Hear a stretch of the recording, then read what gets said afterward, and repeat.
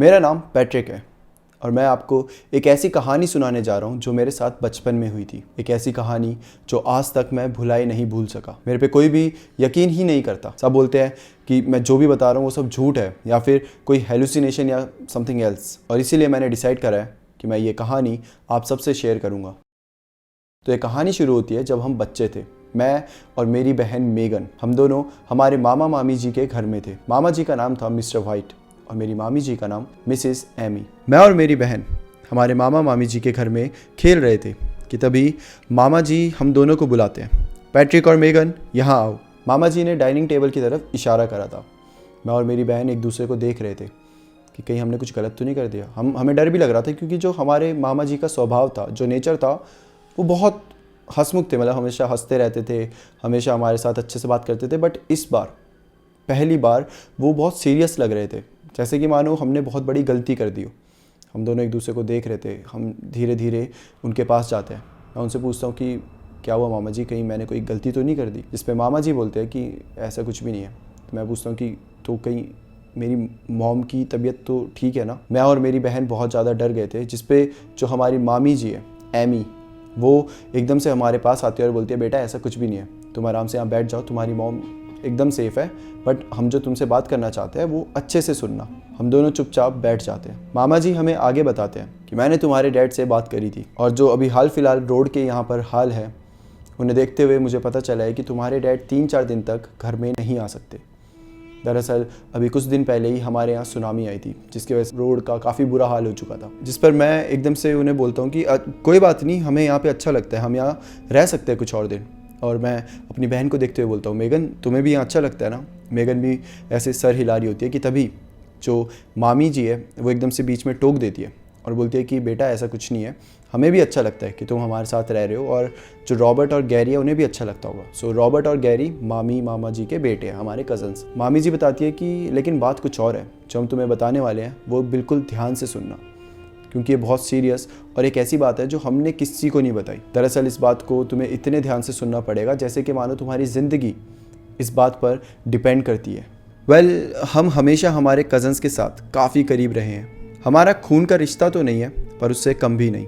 मेरे मामा और मामी जी के 2 बच्चे हैं, रॉबर्ट और गैरी। रॉबर्ट मेगन से 1 साल बड़ा है और गैरी मुझसे 1 साल बड़ा है। वो हमसे लगभग 3 घंटे की दूरी पर रहते हैं। उनका घर बहुत बड़ा है और बहुत ज़्यादा सुंदर भी, हमारे घर से काफ़ी ज़्यादा बड़ा। वहाँ तक पहुँचने के लिए घुमावदार सड़कों से होकर जाना पड़ता है जो कि घने जंगलों के बीच में पड़ता है। हम अक्सर एक दूसरे के घर में आते जाते रहते हैं। कभी वो लोग हमारे घर में छुट्टियां मनाने आते हैं तो कभी हम सब उनके घर में जाते थे। ऑल्दो इस क्रिसमस हम उनके घर नहीं जा पाए क्योंकि इस क्रिसमस पता नहीं कैसे बट अचानक से रॉबर्ट बहुत ज़्यादा बीमार पड़ गया था। एक बार की बात है जब मैं और मेरी मॉम मामा मामी जी से मिलने गए थे। हम उनसे मिले और फिर घर आने ही वाले थे। मॉम गाड़ी चला रही थी और मैं उनके बगल में बैठा हुआ था, पर मॉम अचानक से बीमार पड़ गई। मेरे को ज़्यादा कुछ पता नहीं चल पाया कि उन्हें हुआ क्या, लेकिन मुझे समझ आ रहा था कि उनसे गाड़ी नहीं चलाई जा रही थी। आसपास कोई अच्छा हॉस्पिटल भी नहीं था। उसके बाद मॉम को शायद डॉक्टर को भी दिखाया गया था। मुझे इतने अच्छे से जानकारी नहीं मिली थी। मुझे बस इतना पता है कि ये फूड पॉइजनिंग से शुरू हुआ था, लेकिन ये कुछ और ही गंभीर हो गया था और काफ़ी समय तक मॉम का कोई इलाज नहीं हुआ था। मुझे आज भी वो दिन याद है जब मामा जी और मामी जी आए। वो मॉम को अपने घर ले जाते हैं। घर के एक गेस्ट रूम में मॉम को रखते हैं। फिर वहाँ पे अपने एक दोस्त को बुलाते हैं जो कि एक डॉक्टर भी था। वो आता है, मॉम का चेकअप करता है और वो बताता है कि मॉम को जो भी बीमारी है वो बहुत ज़्यादा डेंजरस है, उन्हें जल्दी से जल्दी हॉस्पिटल में एडमिट कराया जाए। अगले ही दिन मॉम को हॉस्पिटल एडमिट कराया जाता है और उसके बाद से फिर हमारा रूटीन कुछ ऐसा हो गया था कि मैं और मेरी बहन हम मामा मामी के साथ रहते थे और जो डैड थे वो पहले ऑफिस जाते थे, फिर ऑफिस से हॉस्पिटल जाते थे और अगर कुछ टाइम बचता था तो हमसे मिलने आ जाते थे। ऑल्दो आज वाला लास्ट दिन होने वाला था, मतलब आज मॉम को लेकर डैड आने वाले थे और हम सब हमारे घर जाने वाले थे। बट एक रात पहले यहाँ पर आती है बाढ़, सुनामी।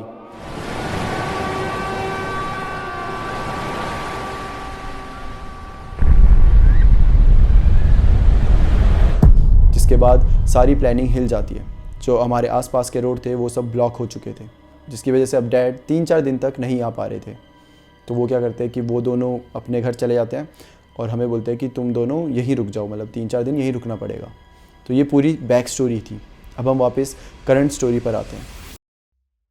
अब जब मामी जी बोलती है कि तुम्हें ये बात इतनी ध्यान से सुननी पड़ेगी जैसे कि तुम्हारी ज़िंदगी इस पर डिपेंड करती हो, तो मैं एकदम हिल जाता हूँ कि ऐसी क्या बात है जिस पर ज़िंदगी डिपेंड करे। अब मामी जी ने मेरी और मेरे बहन मेगन की तरफ हाथ बढ़ाकर हमारे हाथ थामे।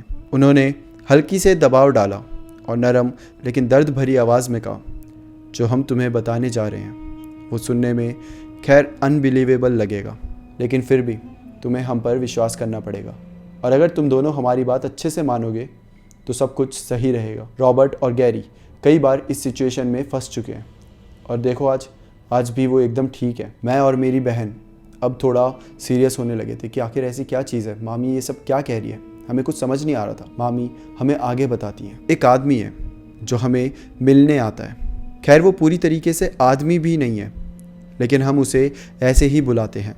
वो हर साल आता है, हमें ये नहीं पता कि कब, लेकिन ये हमेशा तब होता है जब हम पूरी फैमिली एक साथ घर पर मौजूद हों। और जब वो आता है तो हम सबको घर में रहना ही पड़ता है। हम उससे बचने की कोशिश नहीं कर सकते, क्योंकि अगर हम करेंगे तो वो हमें उसके लिए पनिशमेंट देगा। हमें बस इस घर में अपनी नॉर्मल ज़िंदगी जीनी होती है और किसी भी समय वो आ जाता है। जैसे जैसे मामी ये बता रही थी, मेगन बहुत ज़्यादा डरने लगी थी और मैं भी कहीं ना कहीं डर रहा था। मुझे सीरियसली ऐसा फील हो रहा था कि मामा और मामी जी या तो हमारे साथ प्रैंक कर रहे हैं या फिर मतलब पता नहीं उनकी मेंटल स्टेट अब सही नहीं रही, क्योंकि जो बातें कर रहे थे वो बहुत अजीब थी।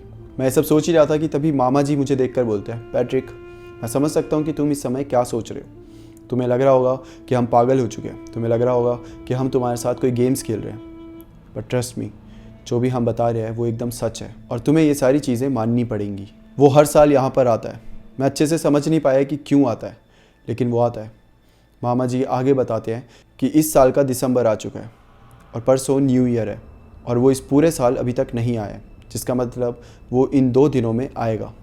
हमें लगा था तुम सब चले जाओगे तो हम तुम्हें ये सब चीज़ें नहीं बताएंगे, बट अब जब तुम यहीं रहने वाले हो तो तुम्हें ये चीज़ें पता होनी चाहिए। जब वो आता है तो 5 बार गेट पर नॉक करता है। यही एक संकेत है कि वो आ चुका है और जब वो आएगा तो हमें जाकर गेट खोलना होगा। वो अंदर आ जाएगा। जैसे वो एंटर करेगा हम सबको उसको इग्नोर करना पड़ेगा। हम सबको ऐसा दिखाना पड़ेगा कि वो यहाँ पर है ही नहीं, और हम अगर उसे अच्छे से इग्नोर कर देंगे तो चुपचाप यहाँ से चला जाएगा। कभी कभी वो 5 मिनट में चला जाता है तो कभी कभी 1 घंटे में, लेकिन वो कुछ नहीं करता। तो जब भी वो आए हमें ऐसा दिखाना पड़ेगा कि हम सब एक परिवार है और बहुत खुश है, बहुत खुशहाल परिवार है, एक दूसरे से हंस के बात कर रहे हैं, एक दूसरे से इज्जत से बात कर रहे हैं। जो भी अपना काम जो भी उस टाइम कर रहा होगा वो उसे कंटिन्यू करता रहेगा और उस आदमी पर बिल्कुल भी ध्यान नहीं देगा। वो तुम्हें कुछ भी बोले, वो कुछ भी करे, तुम्हें उस पर ध्यान नहीं देना है। वो तुम्हें भड़काने की कोशिश करेगा, तुम्हारा ध्यान खींचने की कोशिश करेगा, पर तुम्हें उसे इग्नोर करना है। तुम्हें उसकी प्रेजेंस फील नहीं होनी चाहिए। मामी जी हम दोनों को बहुत दुख के साथ देखती है। वो कहती है कि हमने कभी नहीं सोचा था कि हमें तुम्हें इसके बारे में बताने की ज़रूरत पड़ेगी। हम कभी किसी को इसके बारे में नहीं बताने वाले थे, लेकिन हमें लगता है कि आज रात हमें ये ज़रूर बताना पड़ेगा। आज रात हम एक प्रैक्टिस रन करेंगे जिसमें तुम्हारे मामा जी वो विजिटर की भूमिका निभाएंगे, मतलब कि वो आदमी बनकर आएंगे और हमें मामा जी को पूरी तरीके से इग्नोर करना है, ताकि जब वो असली में आए तो हम उसके लिए रेडी रहें। मैं और मेगन एक दूसरे को देख रहे हैं कि आखिर ये चल क्या रहा है। पीछे से रॉबर्ट और गैरी भी आ गए हैं, वो भी काफ़ी ज़्यादा सीरियस है। इस समय ऐसा लग रहा था जैसे कि मानो घर में एक अलग ही टेंशन की ऊर्जा पैदा हो रही थी। कुछ समझ नहीं आ रहा था। मामी बोलती है कि बच्चों टेंशन मत लो, थोड़ी सी प्रैक्टिस के बाद तुम सब परफेक्ट हो जाओगे। मामा जी अभी उठते ही हैं कि तभी हम सबको एक आवाज़ सुनाई देती है। ये आवाज़ थी नॉकिंग की।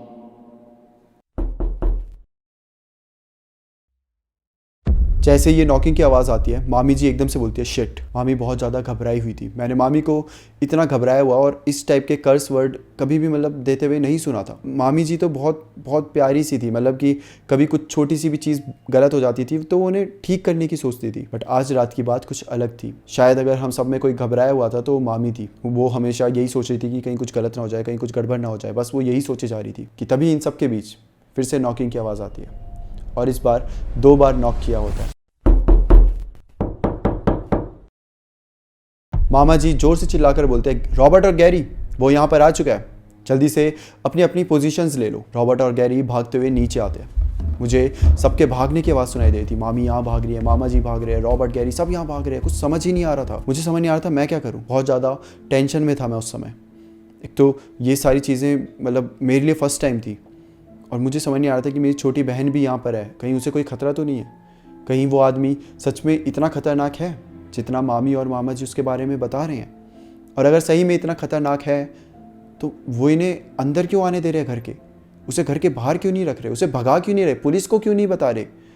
मेरे दिमाग में बहुत सारे सवाल थे। मैं बस यहाँ से भागना चाहता था, अपनी बहन को ले जाकर मैं सोच रहा था कि कहीं बैक डोर से बस भाग जाऊँ। इन मामा मामी भी पता नहीं क्या अजीब अजीब बातें कर रहे हैं, क्या ये रॉबर्ट गैरी कर रहे हैं, इन सबको छोड़ के मैं बस अपनी बहन को लेकर भाग जाऊँ। लेकिन बाहर जो रोड की हालत थी बिल्कुल पॉसिबल नहीं था कि मैं कहीं भाग सकूँ, मुझे भी इनके साथ रहना पड़ेगा। कि तभी इन सब के बीच एक बार फिर आवाज़ आती है नॉकिंग की। मामी जी हमें देखती है और कहती है कि हमारे पास अब वक्त नहीं है, रॉबर्ट और गैरी के साथ बैठो और कोई भी गेम खेलने लग जाओ, जो भी उन दोनों ने वहाँ पर सेट किया है। हम रसोई में खाना बना रहे हैं, तुम दोनों उस गेम पर पूरी तरीके से ध्यान लगाना, और कुछ भी हो जाए उसकी आंखों में बिल्कुल मत देखना।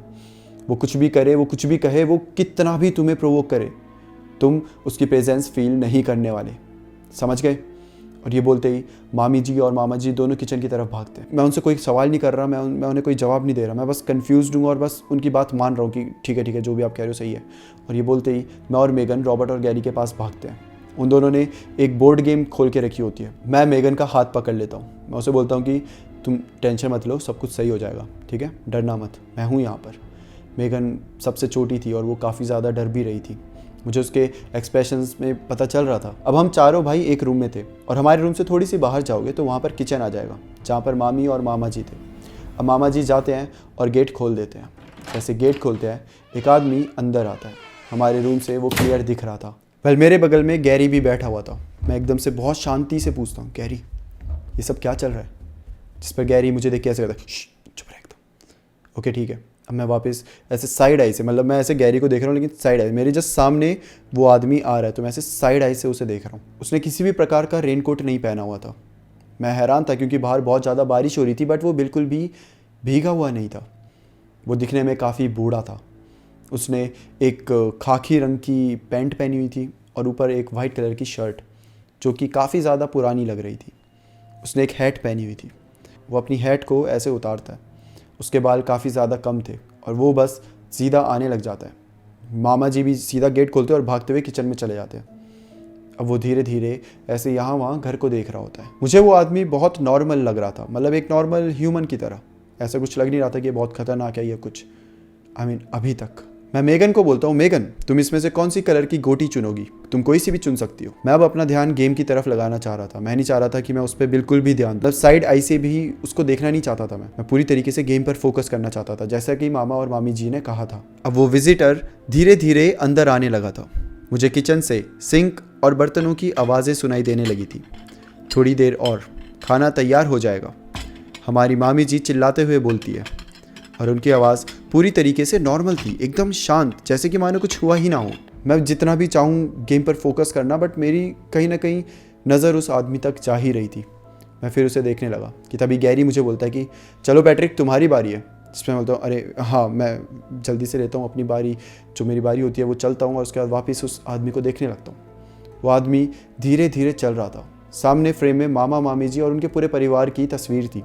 वो उस तस्वीर को उठाता है और ऐसे आंखों के सामने ले आता है और बहुत ध्यान से उस तस्वीर को देख रहा है।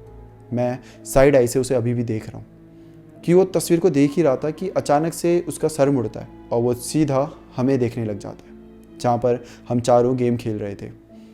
और वो हमें देखकर उस तस्वीर को फिर से वहीं रख देता है। मैं अब थोड़ा सा डर गया था, कहीं इसने मुझे देख तो नहीं लिया, कहीं इसे पता तो नहीं चल गया कि मैं इसे देख रहा हूँ, कहीं इसे ये तो नहीं पता चल गया कि मुझे इसकी प्रेजेंस का पता है। मैं अब ये सोच ही रहा था कि तभी मामा जी आ जाते हैं चिल्लाते हुए कि मैंने तुम सबके लिए देखो स्नैक्स तैयार करे हैं। और वो एक ट्रे लाते हैं पूरा और वो हमारे बगल में रख देते हैं, जहाँ हमारी बोर्ड गेम थी जस्ट उसके बगल में रख देते हैं। उसमें चीज़ और कुछ नाचोस होते हैं। और उसके बाद मामा जी वापस से अपने किचन में चले जाते हैं, हम सबको उस विजिटर के साथ अकेला छोड़कर। वो अब हमारी तरफ धीरे धीरे आ रहा था। फिर उसने मुड़कर लिविंग रूम के सोफे के आसपास घूमना शुरू किया और देखते देखते वो अब मेरे पीछे आ चुका था। अब मैं उसको अपनी left side I, right side I, कहीं से भी नहीं देख पा रहा था क्योंकि वो जस्ट मेरे पीछे खड़ा था। मेगन ने मुझे देखा, दरअसल मुझे नहीं, उसने मेरे पीछे देखा और उसकी आंखें खुली की खुली रह गई। मैं देख पा रहा था कि मेगन बहुत ज़्यादा डर रही थी, उसकी आंखें ऐसे फटी की फटी रह गई थी। कि तभी मैं मेगन को बोलता हूँ, हे मेगन, तुम कुछ खा क्यों नहीं रही यार, मामा जी ने इतना कुछ बनाया है, लो तुम खाओ।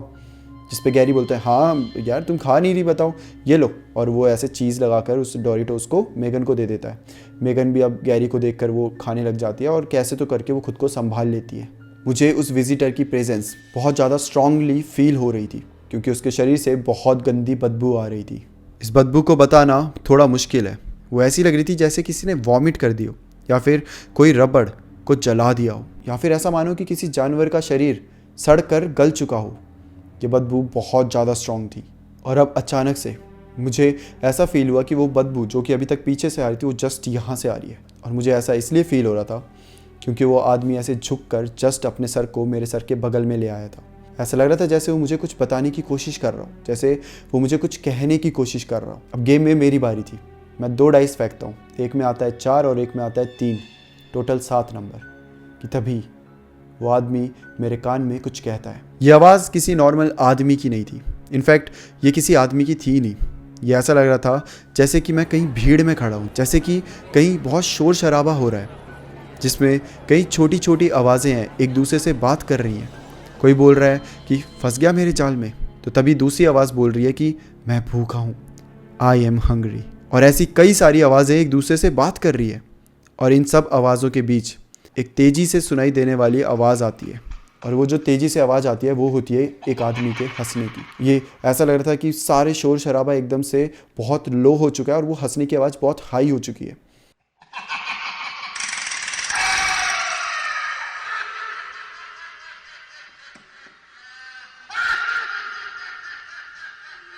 और हंसने के बाद वो आदमी बोलता है, जानना चाहते हो तुम कैसे मरोगे? बताऊं तुमको कि तुम्हारी मौत कैसे होगी?